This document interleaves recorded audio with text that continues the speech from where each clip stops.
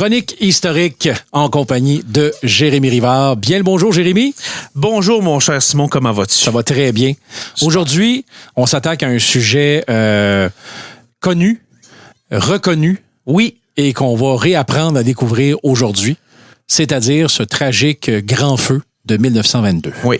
Le grand feu de 1922, ça fait plusieurs semaines que je veux en parler parce que je me souviens quand j'étais petit, j'entendais des gens parler, surtout des personnes plus âgées, disant il y a eu un feu quand j'étais petit. Là, tu sais, ça fait vraiment longtemps que on m'a dit ça. Mais il y a eu un feu quand j'étais petit, puis ça traversait le lac. Puis tu sais, moi j'avais l'image, ça a traversé le lac, le feu a passé par-dessus l'eau. OK, par-dessus, ouais. J'avais, tu sais, l'image de l'imaginaire, quand on est jeune, des fois, ça peut déplacer les montagnes, façon de parler. Donc, Exactement. Comme mon père me disait quand j'étais jeune aussi, des fois, les polices se cachent. J'avais l'impression vraiment qu'ils étaient cachés dans le bois. Pour moi. mais tu sais, l'image que les enfants peuvent se faire. Alors, le grand feu de 1922, c'est ça. J'ai décidé de rechercher là-dessus pour voir c'était quoi vraiment les événements du grand feu de 1922. Ça part du Témiscamingue ontarien, OK, dans le coin de North Cobalt, Ellebury, etc. Et puis, vraiment, c'est un feu. C'est en octobre, début octobre 1922. C'est un grand feu que réellement... On a l'impression que ça a traversé le lac dans le sens que c'est parti du Témiscamingue ontarien. Ça a suivi à New Lescard, Judge, Notre-Dame-du-Nord, le petit Nedlec. Ça vraiment, c'est un feu qu'en quelques jours, là, ça a été incroyablement destructeur. Là. OK? Et puis, en 1922, c'est important de dire que on est encore à la période de colonisation du Témiscamingue et québécois et ontarien. Alors, qui dit colonisation dit on coupe du bois, hein? On fait des bûchers, exactement.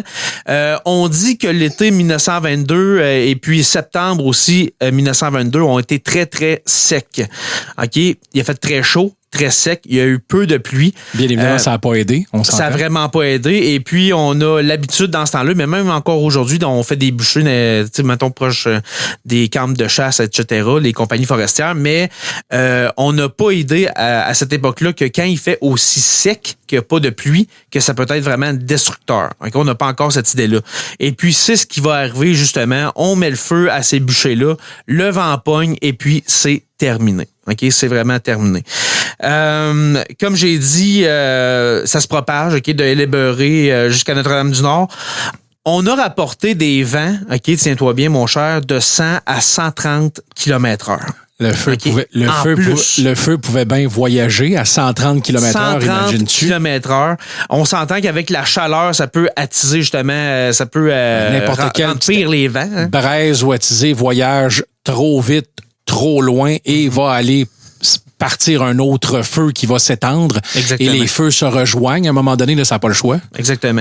Alors, c'est ça, des vents de 100 à 130 jusqu'à 130 km/h, un feu incontrôlable. Et puis, je veux vous lire, pas toi, mais je veux vous lire un homme qui a vécu les feux de 1922 qui s'appelle Hilaire Danfous, ou s'appelait Hilaire Danfous, qui a vécu le grand feu de 1922. Puis, je veux vous en lire un peu de son récit, de son témoignage.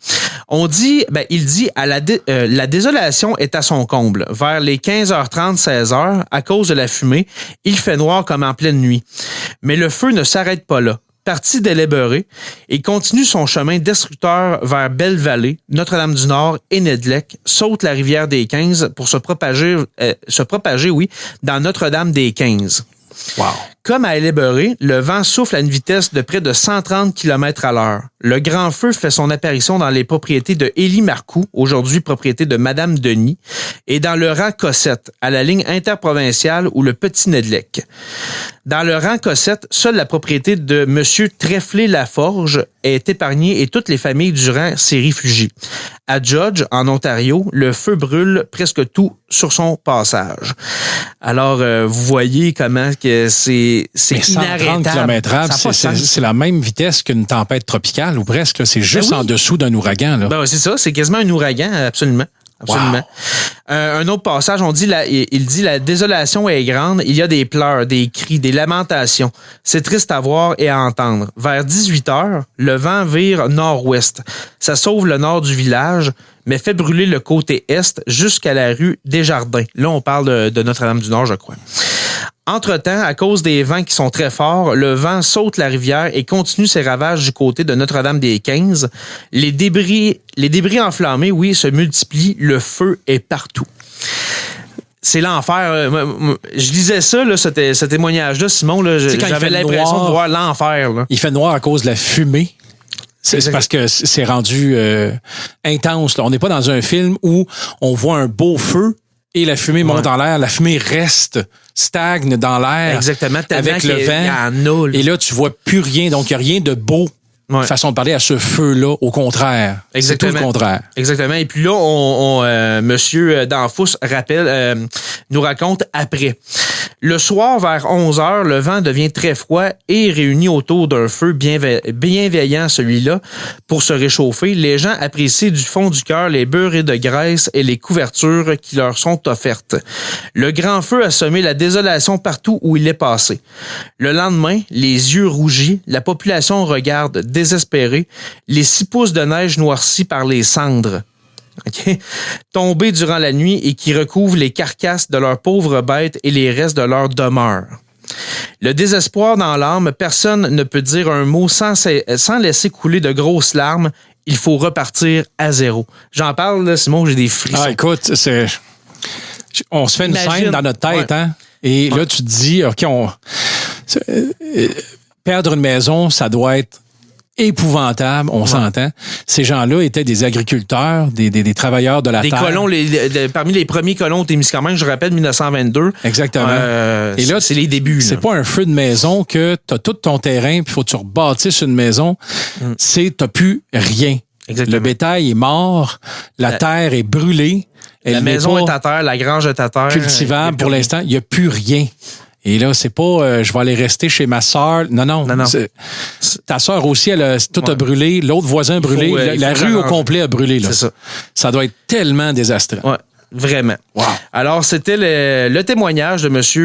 Hilaire Danfous qui a vécu le grand feu de 1922. Et puis, cette année, en octobre, ça va être, je le rappelle, le 100e anniversaire du grand feu. Alors voilà, c'était tout pour aujourd'hui, mon cher Simon. Merci pour ces difficiles mais très importants souvenirs. Oui, Jérémy. Et puis je suis content d'avoir justement recherché là-dessus. Je n'ai plus l'image maintenant d'une grande langue de feu qui passe par-dessus le lac Témiscamingue.